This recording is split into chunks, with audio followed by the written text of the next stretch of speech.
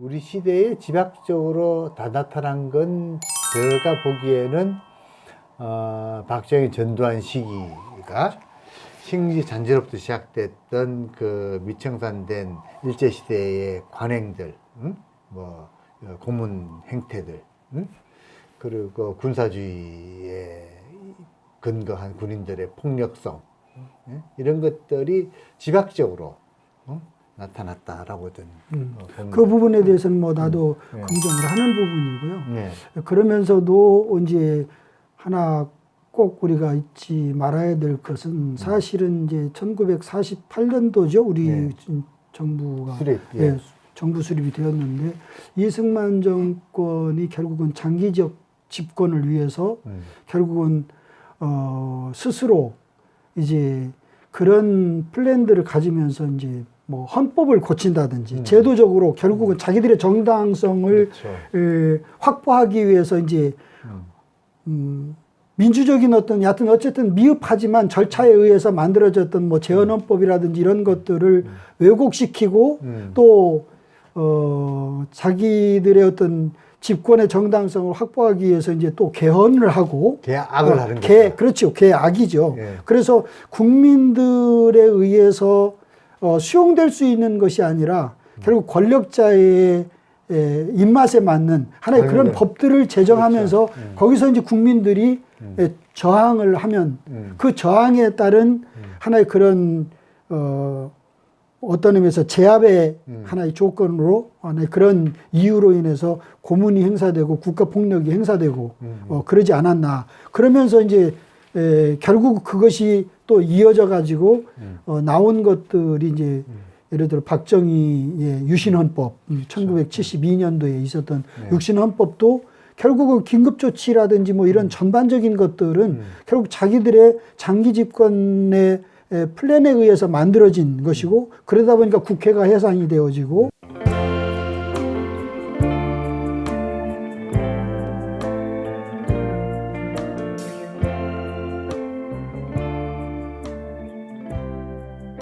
유사 입법기구가 만들어지면서 결국 그것에 대해서 뭐 여러와 같은 국민들이나 어떤 젊은 청년들, 학생들, 대학생들의 반대 저항운동이 일어나면서 결국 국가 폭력이 엄청난 이 형태로 드러난 하나의 근대사의 모습들을 우리가 볼 수가 있는 거죠. 예. 근현대사. 한편으로는 이제 국가 권력 또 공무원들 또 뭐 군인들 경찰들 우리 사회는 그랬죠. 정보기관들. 근데 이제 한편으로는 그런 지배자들의 국가 폭력 행사가 있죠. 동시에 그것에 또 맞서는 민중들의 또 시민들의 저항도 또 동시에 쭉 그렇죠. 크게 작게 쭉 있어 왔던 거거든 말이죠.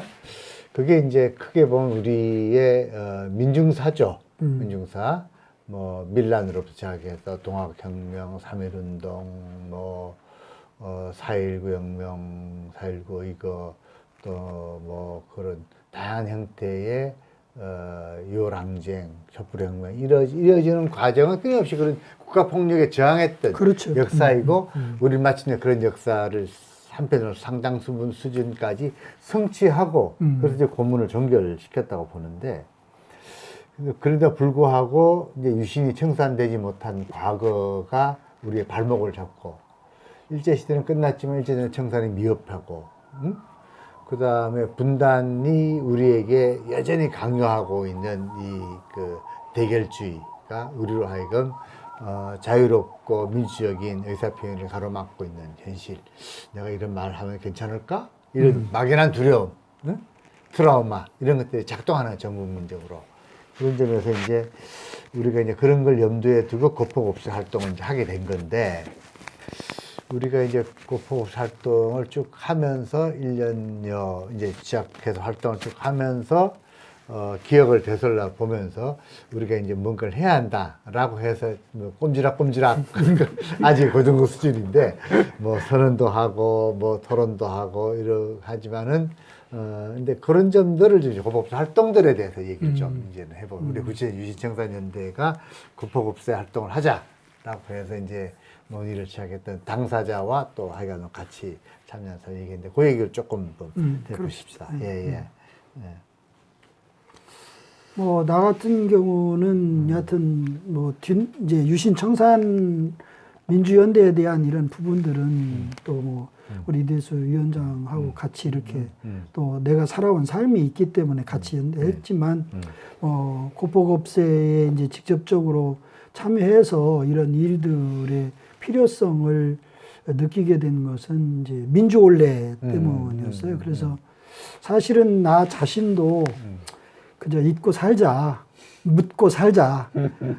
나로서 나 혼자 끝나면 문제는 더 이상 뭐 재현되지 않는 거 아니냐 이런 생각을 가지고 있었는데 그래도 젊은 시절에 참 그래도 나름대로 양심에 의해서 또 정의로운 어떤 세상을 만들어내기 위해서 그래도 소리를 내고 함께 학생운동을 하고 또 민주화의 대열에 참여했던 사람으로서 내가 갇히고 고문받았던 곳은 한번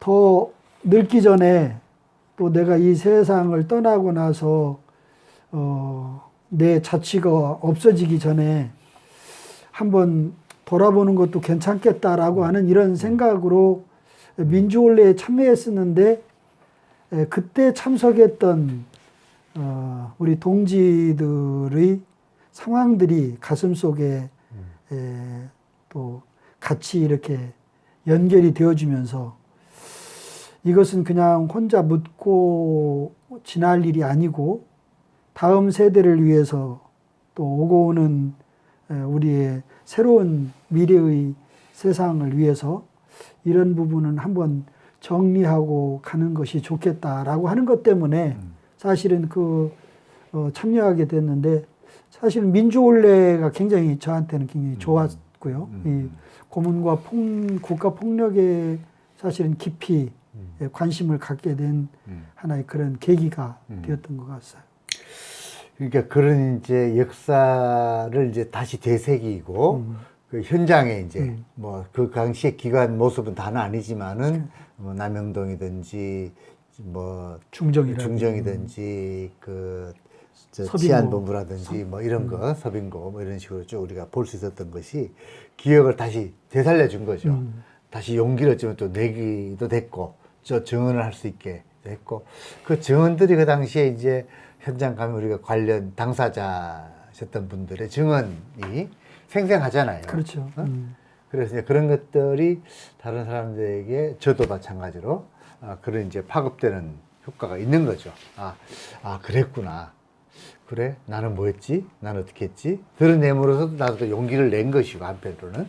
이제 속에 있던 끄집어낸 것이기도 하고, 다른 사람들도 막연했던 것들이 구체적으로 내 이웃들, 내 동지들에 의해서 드러나고, 그런 것들이 이제, 하나 역사, 우리가 고폭업세를 고문 국가폭력 세상을 만들자는, 포부를 좀 갖게 만든 거죠. 그렇죠. 만들어서. 나 같은 경우도 예를 들어서 예전에 고문받던 곳을 다시 간다?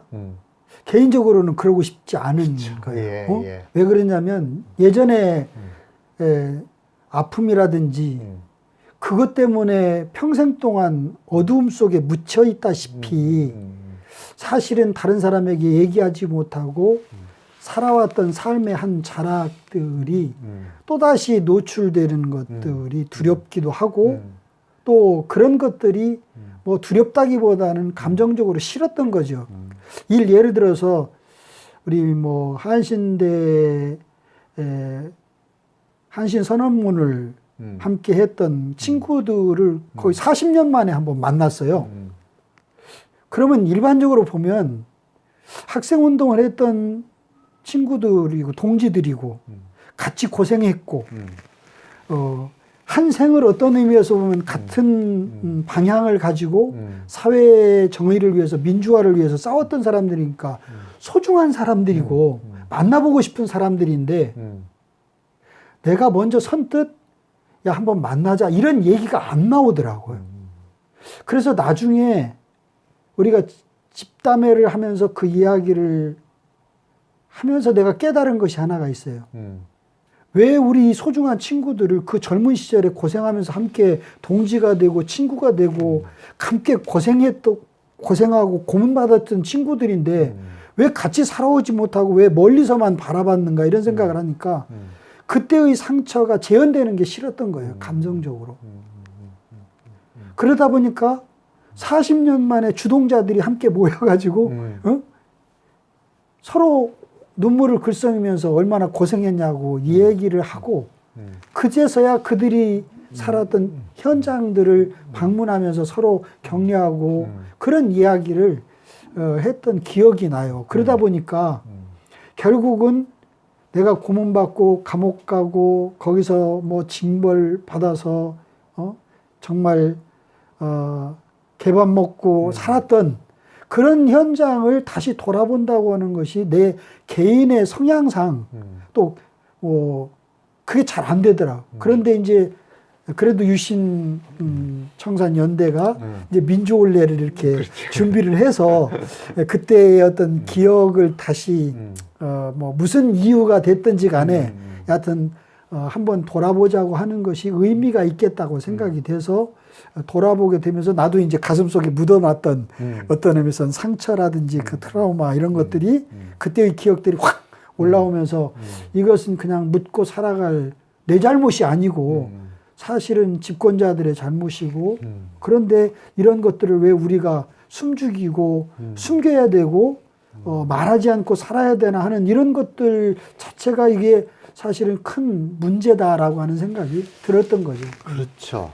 이제 고문 가해자, 구체적인 실행 가해자도 있지만 조직적으로 그걸 지휘하고 그렇죠. 지시하고 하는 권력 상층 있는 집단들에 대한 고문에 대한 책임을 묻는 과정이 대단히 어려웠고 그렇죠. 그 처벌받지 않는 기득권 가해자들 이게 우리 사회 아직도 정의가 충분치 못하다는 걸 확인하게 되는 거죠. 최근에 이제 우리가 뭐 각종 사건 사고 의도한 건 아닐지라도 사건 사고에 대해서 책임지지 않는 그 위치에 있는 자들이 책임지지 않는 최상병 사건, 뭐 세월호 사건, 뭐 여러 이태원 가지 하여간 그렇지, 사건들 다 그렇죠. 국가가 당연히 책임져야 될 책임지지 못해왔던 우리의 역사 청산의 한계, 시대 청산의 한계라고 좀 보여지는데 결국에는 이게 역사적으로 때로는 왜냐하면 돌아갔기 때문에 책임을 묻기는 어렵고 그걸 불가하고 또 연좌제식으로 책임을 묻는 것도 난감하고 그래서 이제 역사청산이라는 과제로 밖에 등장할 수 없는 시기도 있어요. 당장 가해자가 생존할 때는 책임을 물어야 되는데 뭐 전두환 같은 경우 이제 죽었잖아요. 박정희도 죽었으니 역사청산 차원에서 할 수밖에 없는 거죠. 다음 뭐 연좌제로 물을 수 있는 건 아니니까.